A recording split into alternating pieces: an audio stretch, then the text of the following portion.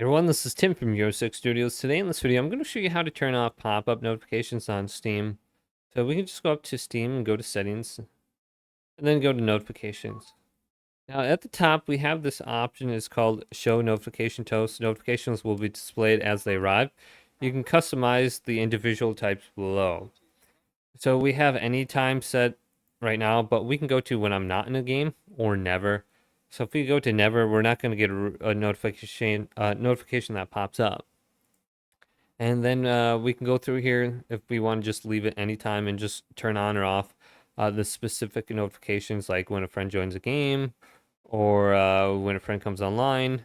We can get this little notification that pops up. But just turn it on or off for one of these options and you'll be good to go. Otherwise, it says only when minimized, never flash window when I receive a chat message. But yeah, just look at the notification options and you can decide what you want on or off.